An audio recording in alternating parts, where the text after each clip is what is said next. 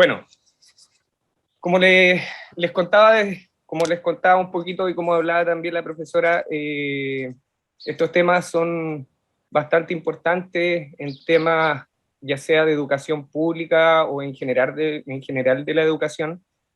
Se da en un momento también súper especial para el país porque se están tomando nuevas consideraciones. Y en ese sentido no solamente se hablan de consideraciones de orden político o de orden legal, sino que también tenemos que empezar a tener unas consideraciones diferentes en cuanto a todos los ámbitos que se desarrollan, la educación, la salud, la vivienda, todo eso. Y gran tarea es la que tenemos nosotros los profesores, los que trabajamos en este espacio, para poder de alguna manera darle sustento a las medidas que se tomen, a las visiones que se toman también. Y es por eso también lo importante, por ejemplo, en algún aspecto, esto de la evaluación docente, por la mirada que se le está dando, por ejemplo, a este su segundo año, en el cual nos podemos evaluar los profesores que trabajamos en contextos de encierro. Aunque han varios contextos que no han sido considerados, pero son complejos. Eso hay que ir viéndolo con tiempo. Bueno, como les decía la profesora, yo me desempeño en dos espacios de trabajo. Uno es una escuela con estudiantes sordos, de la cual primero voy a hablar y después me voy a referir a la escuela que se encuentra dentro del complejo penitenciario de Valparaíso, para finalmente tratar de concluir un poquito como qué es lo que se rescata, cuáles son los desafíos que se presentan para estas situaciones, dada la realidad que viven estos dos espectros de la educación en general, ¿sí? Entonces,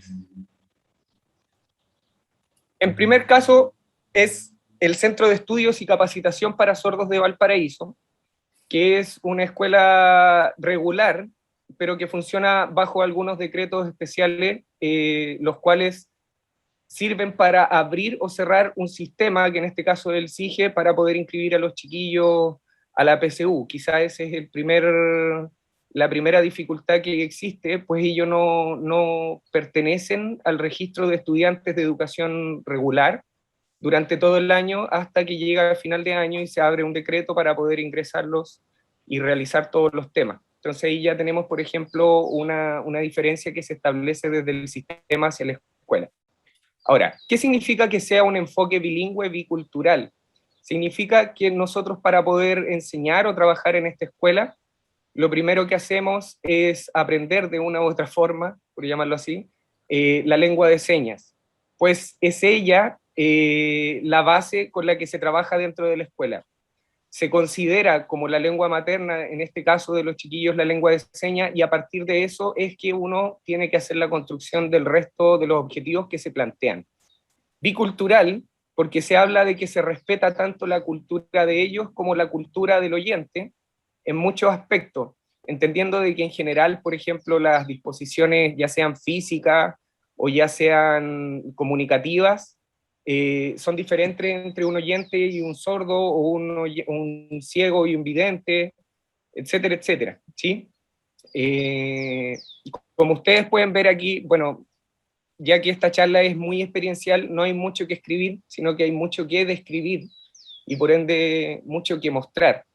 En este caso, aquí como ustedes pueden ver, está la imagen de una colega de filosofía que está trabajando con los chiquillos, y lo que nosotros, como bien decía, trabajamos en la lengua de señas, ¿sí? Dentro de las salas de clases tenemos una totalidad máxima de 8 estudiantes, ¿sí? Ahora, ¿por qué se da esta situación? Porque si bien es cierto hay rumores o hay cosas que dicen de que los chiquillos tienen más desarrollada la parte visual, eso no pasa, sino que más bien dicho, tienen más atenta su parte visual, ¿sí? ¿En qué sentido? Nosotros como oyentes tenemos la facilidad de poder tener nuestros oídos, que de alguna u otra manera son nuestros guardias, frente a una situación, llamémoslo así, en 360 grados, entonces nosotros podemos estar perfectamente tomando atención acá. Es necesario cierto tipo de adaptaciones, como ustedes ven, aunque sea un detalle, pero el piso de la sala es de madera, lo que nos ayuda a nosotros de repente a recuperar la atención, pegando algunos golpecitos en el piso para poder volver a centrarlo frente a una clase, ¿sí? Por otra parte, otra imagen que tengo acá es este tema aquí donde aparece un estudiante tapándose los oídos con un cartel, que no sé si lo alcanzan a ver, dice, pero quiero Viña 2015 con señas. A eso es lo que nos referimos un poco al tema bicultural, porque ellos también participan de cosas que son propias de la cultura oyente, los festivales y todo eso. Sin embargo, desde su cultura sorda, se exige y se les involucra, o sea, ellos exigen y se les involucra en esa exigencia como cultura sorda, su participación, la adaptación que puedan requerir para diferentes situaciones, que creo que con los años después lograron poner, la verdad no veo el Festival de Viña, pero creo que con los años después lograron poner algún intérprete en algunas presentaciones.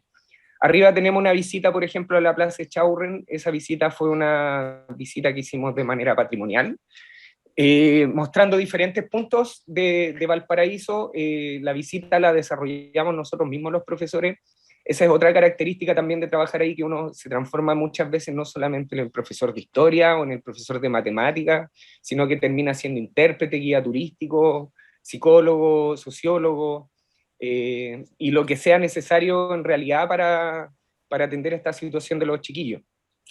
La foto que tengo, que aparece abajo, al lado izquierdo, inferior izquierdo, es una foto que yo tengo con el primer curso que tuve una jefatura y que con ellos justamente desarrollé la tesis del magíster, que tenía que ver con la construcción de conceptos matemáticos en estudiantes sordos, en específico la construcción de la parábola, no, de la función cuadrática.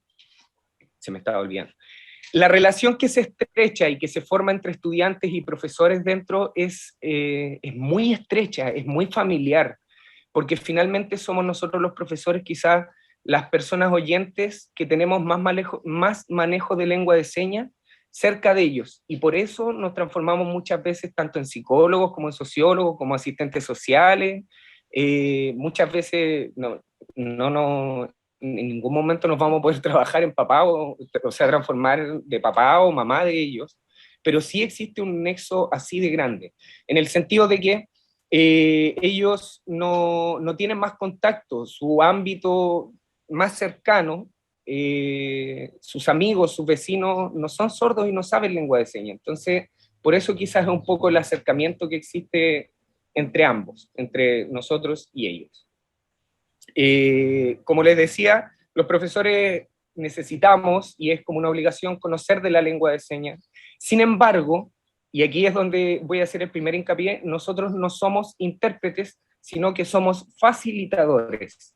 ¿En qué sentido se establece esta diferencia? Cuando ustedes ven en la televisión un cuadrito chico abajo, esa persona lo que está haciendo es interpretar un mensaje, y lo va haciendo tal cual va apareciendo con las estrategias que tienen los respectivos intérpretes.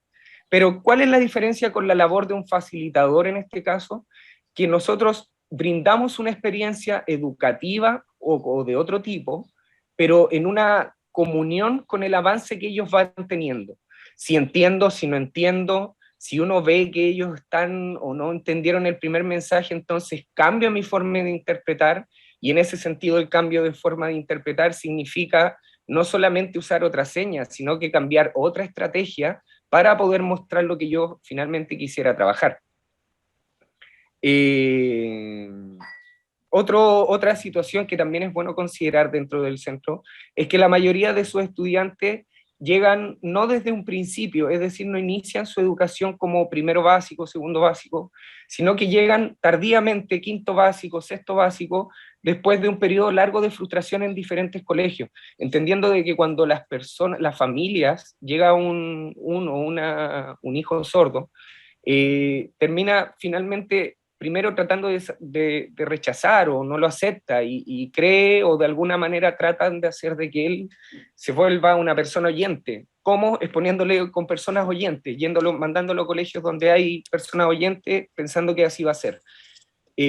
Quizás es algo natural, no es criticable, no tengo la experiencia yo de tener un hijo así, y por ende no podría entender lo que se siente, pero lamentablemente por las explicaciones que nosotros hemos tenido, por las conversaciones que uno tiene con las mamás, con los papás, resulta ser esa la situación. Creo que eso es como en general lo que puedo mencionar en cuanto a la descripción general de los estudiantes. Las dinámicas dentro de una sala de clase, en este caso, respetan lo que por lo menos a mí se me quedó muy grabado desde la universidad, que tenía que ver con el triángulo didáctico, el conocimiento, en este caso el facilitador y el estudiante, ¿sí?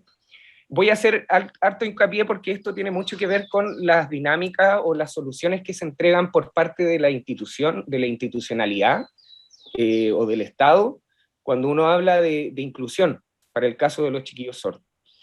Pero primero vamos dentro de la sala. Como les decía antes, el manejo de la lengua de señas es primordial por parte de los profesores porque nosotros formamos diálogos, nos ponemos con ellos mismos a trabajar en una situación de construcción. ¿Por qué el diálogo es tan primordial? Porque de alguna manera la lengua de señas es muy poco nutrida en cuanto a conceptos que quizás sean más técnicos, ¿sí? O que sean parte de un tipo de academia.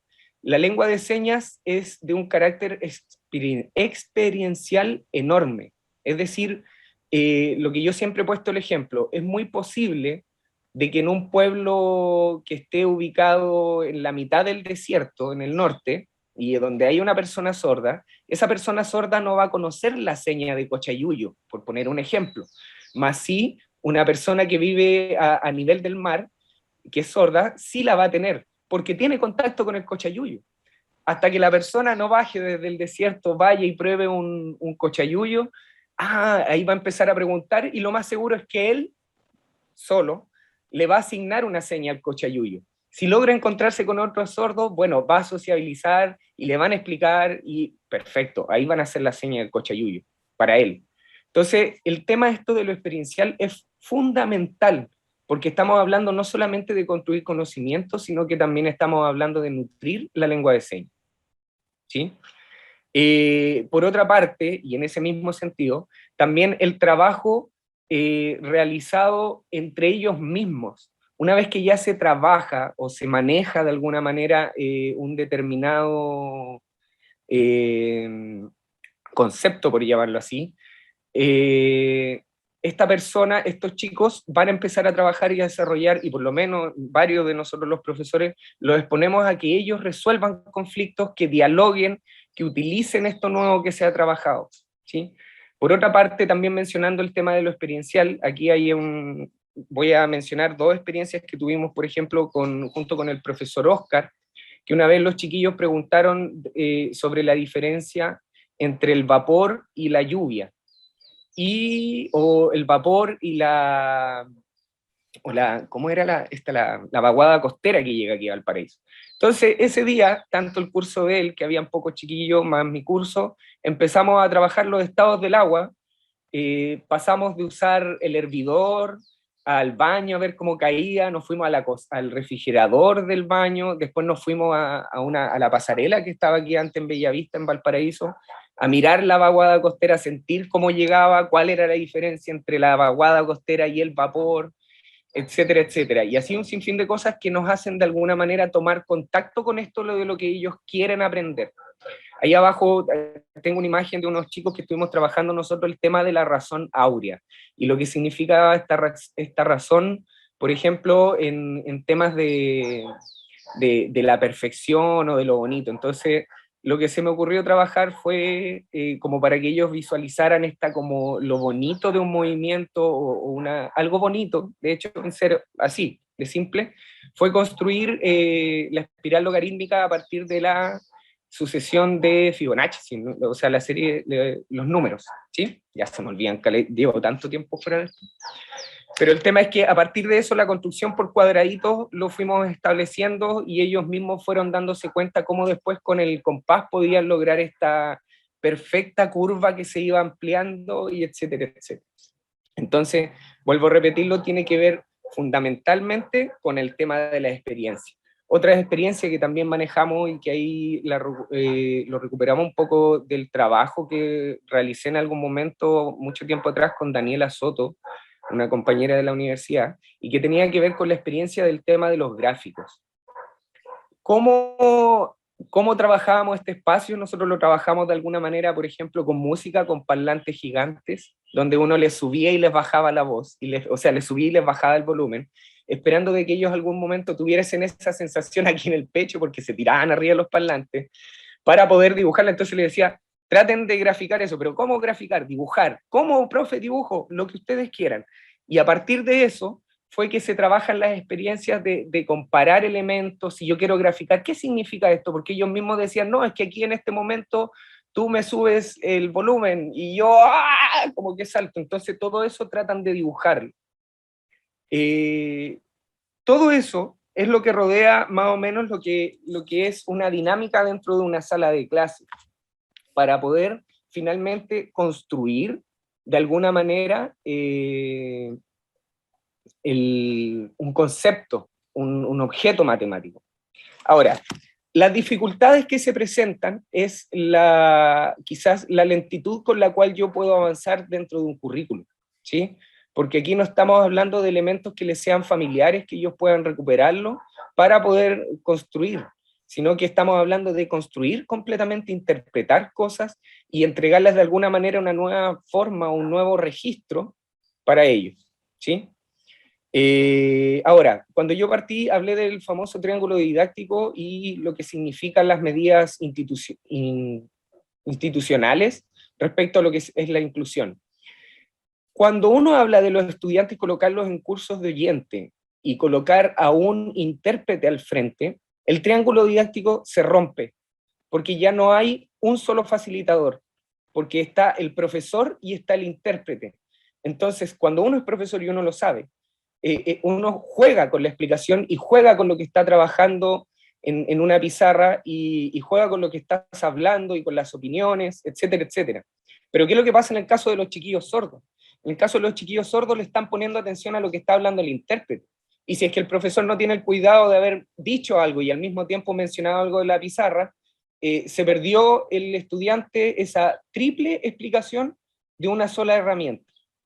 ¿Qué pasa con los diálogos con los compañeros? El intérprete está para interpretar justamente lo que dice el profesor y una que otra pregunta que puedan hacer los estudiantes, pero ¿qué es lo que pasa con el resto, con los diálogos internos, con las construcciones que son horizontales entre los pares?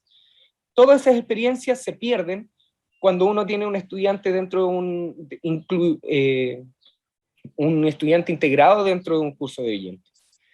Todas esas situaciones son las que lo hacen perderse también de una vida en general dentro de un colegio como estudiante, porque el intérprete se queda hasta que suena el timbre. En el recreo el intérprete también tiene derecho a ir ¿cuánto se llama?, a descansar, a tomarse un té, etcétera, etcétera.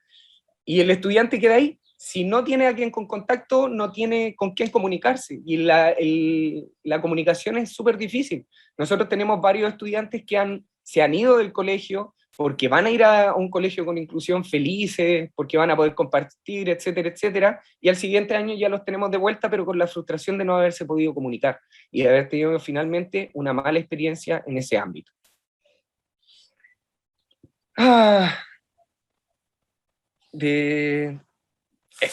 Eso finalmente, perdón, en cuanto a lo que es, se me pueden haber escapado muchas cosas, pero quizás las preguntas las pueda responder si es que salen, ¿sí? Por otra parte, les quería hablar en cuanto a lo que es el Centro Educativo Horizonte dentro del complejo penitenciario. Este colegio se desempeña dentro de la modalidad de educación para personas jóvenes y adultas, y desde hace 2 años categorizado como contextos de encierro. Antes era, ¿cómo era la...? No, es contexto de encierro, sí, porque antes también estaba junto con las aulas intrahospitalarias, estábamos todos metidos en un mismo paquete. Bueno, esta vez nos separaron y gracias a la evaluación docente se nos está considerando como un ámbito aparte. Sin embargo, no hay más que esa gestión dentro para, de alguna manera, caracterizar un poquito más este tipo de educación. La escuela cárcel, como bien decía la profesora en un principio, es la escuela pública dentro de la cárcel de Valparaíso, ya que hay 3 escuelas. Funciona la de nosotros, el Centro Educativo Horizonte, la escuela Juan Luis Vives, que también tiene una sede aquí para jóvenes y adultos en libertad, y el Politécnico Coresol, que es otra institución que se desempeñan dentro de otras cárceles de Chile en general. Bueno, a diferencia de estas otras 2 escuelas que tienen sus salas, sus dependencias en un espacio aparte, La escuela de nosotros tiene la gran característica de que funciona al interior de los módulos de la cárcel. Es decir, nosotros no nos trasladamos hacia un recinto donde están nuestras salas, sino que nosotros nos trasladamos hacia los mismos módulos donde los chiquillos viven, entramos a esos módulos, a los patios donde ellos conviven, y en un lugar especial hay una sala adecuada para nosotros.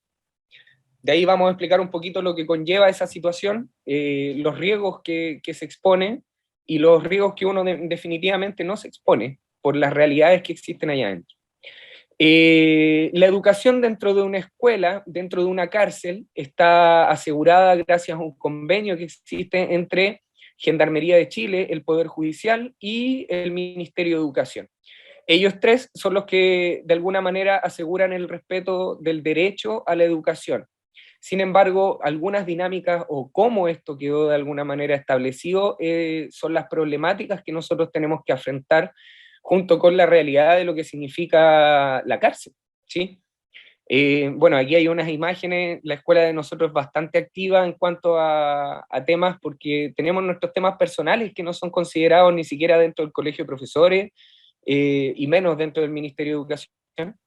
Tenemos una planta docente que es bastante numerosa, que se ha ido, gracias a las buenas gestiones que hemos tenido, nos han provisto de más herramientas. Hace alrededor de 5 años llegó a trabajar al colegio un equipo PIE y que nos ha permitido de alguna manera desarrollar mucho mejor nuestro trabajo, ¿sí?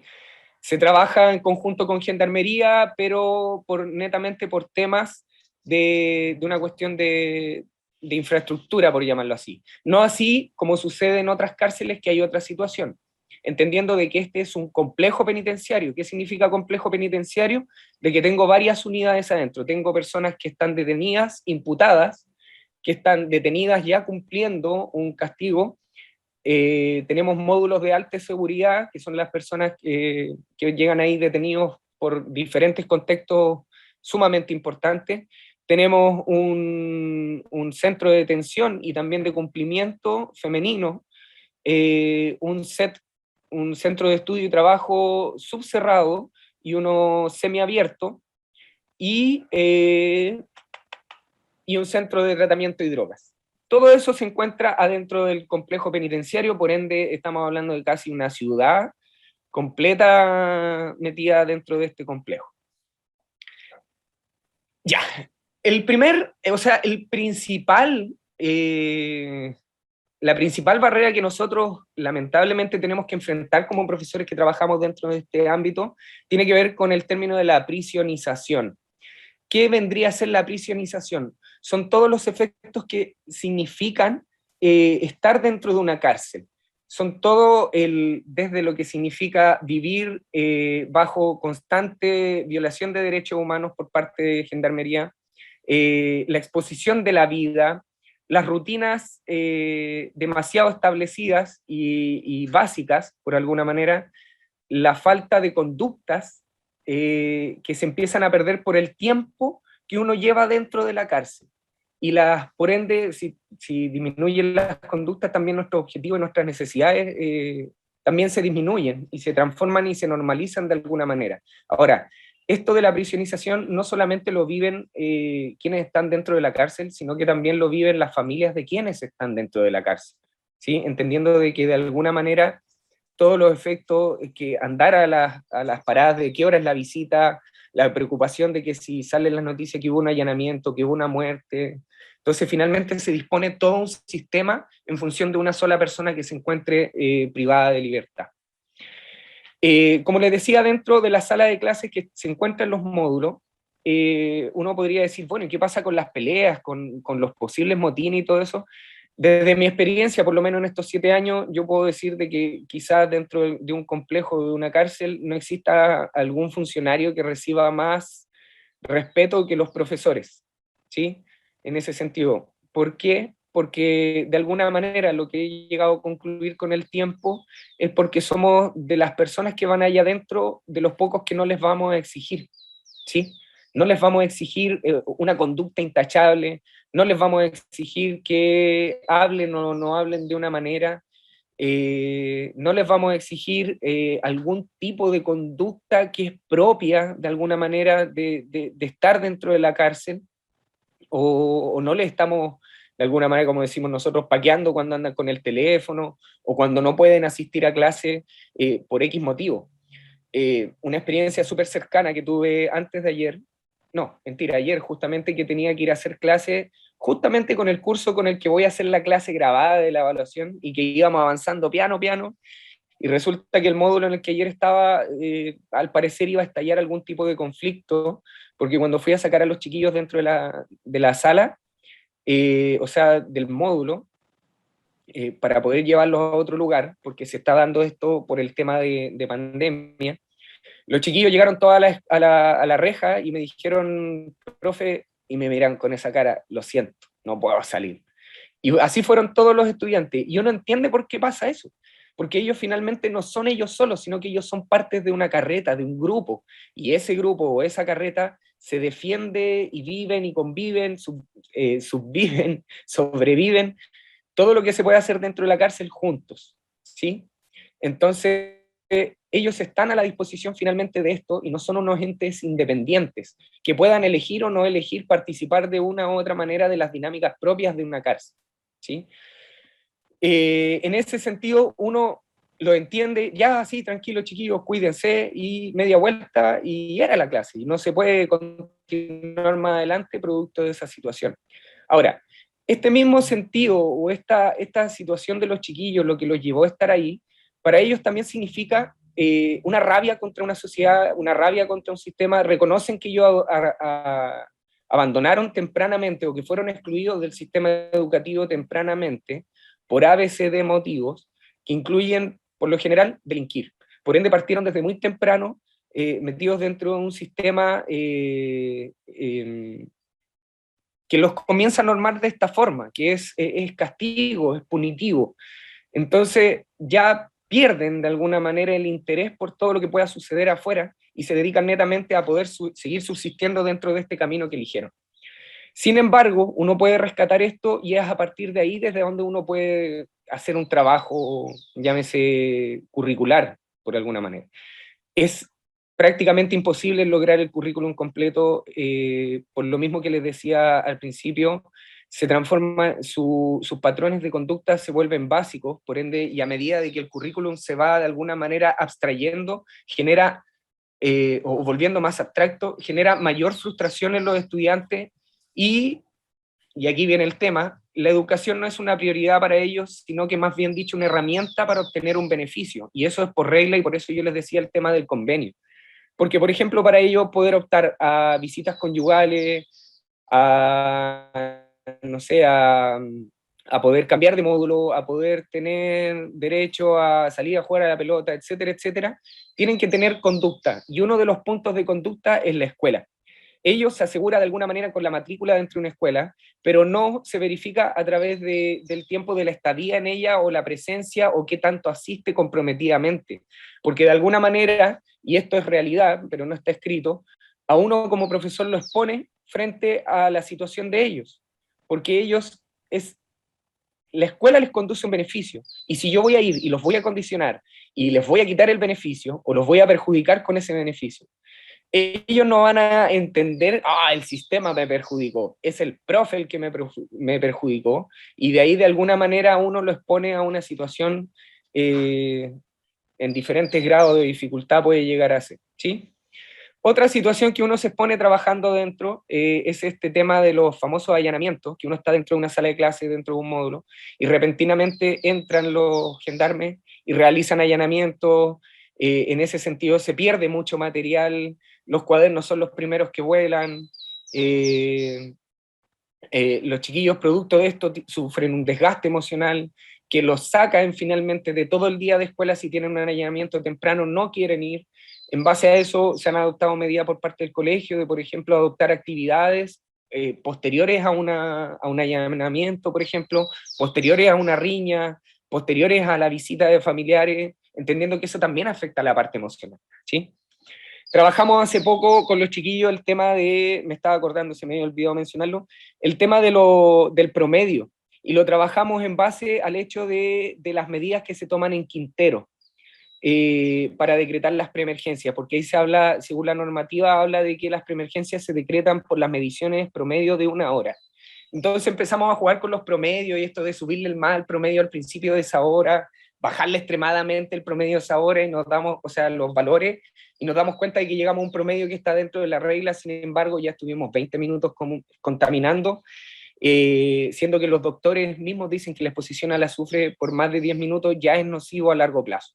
Entonces, esos elementos se trabajan con ellos y les quedan súper grabados. Por esto que les decía que tienen una rabia igual contra la sociedad, y esto le da elementos de alguna manera para criticarla de otra manera y no simplemente tomar una decisión de atentar contra algo, sino que simplemente también criticarlo, establecer un diálogo y explicar razones, ¿sí? Uno finalmente, aquí tengo una foto en la esquina y le tapé la cara a los chiquillos, se me olvidó tapársela ahí, pero uno genera una relación de amistad muy grande con ellos. Ellos tienen una conexión, es muy diferente al resto de los funcionarios que uno funciona ya, que trabaja allá adentro. Por esto mismo que les digo de la cercanía y de la comprensión y de estar metido finalmente dentro de un módulo con ellos y conocer la realidad y los peligros que significan. Yo mencionaba en un momento al principio de que no todas las cárceles son iguales. Conversaba hace poco con una colega que es de la cárcel de Quillota y que justamente, o sea, que hizo un trabajo en la cárcel de Quillota y que explica esta función que tienen los gendarmes, que de alguna manera le cambiaron el término prisionización como pedagogización. Muchos gendarmes se transforman en ayudantes, profesores y asistentes de la educación dentro de este sistema, producto de que son cárceles pequeñas. Entonces hay mayor contacto entre uno y otro y hay mayor familiaridad. También los delitos que están dentro de esas cárceles no son de gran connotoriedad, por llamarlo así. Entonces hay dinámicas diferentes dependiendo de la cárcel, pero en particular el complejo penitenciario de Valparaíso cuesta mucho realizar este tipo de adaptación o de asimilación junto con los funcionarios de gendarmería. Bueno, finalmente, las conclusiones más o menos como que se me ocurren a mí, o las que yo consideré, son la revisión de los objetivos generales. ¿A qué me refiero con esto? ¿Qué pretendemos nosotros con una educación de adulto tratando de nivelar, por ejemplo, a los estudiantes de las cárceles para que obtengan un currículum regular, siendo que en ellos efectivamente no está la experiencia de poder llegar a estudiar algo más allá, y esto simplemente se hace con el fin de poder tener una conducta y de los niveles nacionales que necesitan de que todos tengan la educación básica y media cumplida, ya que son obligatorios. Entonces, no hay un objetivo, en este caso, que apunte hacia quizás la reinserción, la desestructuración de esta realidad dentro de una cárcel. Tomo, por ejemplo, el ejemplo de la cárcel de Santiago, que hay un módulo que se llama el módulo Mandela. Ese módulo completo está a disposición del proyecto Mandela, que les enseña oficios, que también le hace sus clases, tiene otro tipo de trabajo, pero es el módulo completo, es decir, el chico se levanta y baja a trabajar. Todas las dinámicas son en función de lo que son las orgánicas del proyecto Mandela. Necesidad de en el caso de los estudiantes sordos, lo mismo. ¿Qué pasa con la generación? Se nos exige de alguna manera, por ejemplo, en el currículum de inglés, se les pide que escuchen una oración y que sepan traducirla. No tiene sentido. En matemática la abstracción lo mismo. Hay mucho, creo que aquí hay que considerar, ya que hace poquitito ya se consideró como cultura sorda y se habla de la lengua de señas como su medio formal de comunicación, ya deberíamos empezar también a entender un poco de que ellos aprenden de manera diferente y por ende no se les puede aplicar las mismas realidades, ¿sí? Su manera de aprender no es la misma de nosotros porque no escuchan desde pequeño, entonces la familiaridad con muchos elementos no está, ¿sí? Y en base a eso hay que plantear, creo yo, diferentes objetivos. Necesidad de una vinculación transversal efectiva de la educación. No lo que se está realizando con los servicios locales de educación pública, donde se cuentan con una organización que atraviesa y que tienen representantes de las universidades, de la ciudad, de la ciudadanía, de los colegios, etcétera, etcétera, simplemente para tenerlos en una posición, pero no existe una consulta hacia las necesidades reales de los contextos educativos, ¿sí? es necesario de alguna manera, y esto lo planteé la otra vez en otra conversación, la vinculación de parte de las instituciones superiores con los procesos educativos de una ciudad o incluso de una nación, ¿sí? Para poder trabajar y para poder desarrollar. Si estamos hablando de alguna manera de un Chile nuevo y se pretende de alguna manera transformarnos en otro tipo de nación, junto con, por ejemplo, la industrialización del país y por ende la vinculación de las instituciones educativas superiores con ese proceso, también debiese serlo, y un compromiso no solamente de como una persona que mira desde arriba o desde afuera, sino que vincularse con estos procesos y tratar de generar espacios donde se puedan ir mejorando y o, en este caso, haciendo trabajos a largo plazo con las instituciones educativas que atienden a la diversidad. Y el reconocimiento, obviamente, de la diversidad perdón, que se me tapó aquí, de espacios y necesidad educativa, y ahí lo puse finalmente, que se habla, es como que tiene que ver un poquito con lo otro, que todos somos pies, es una conclusión que hemos llegado nosotros allá arriba a la cárcel, porque bajo ciertos aspectos uno tiene que considerar pies, y vamos dándonos cuenta allá arriba que hasta nosotros los mismos profesores somos pies. Así que, bueno, eso, muchas gracias. Espero que haya ayudado, aportado en algo y nada, quedo atento a sus preguntas.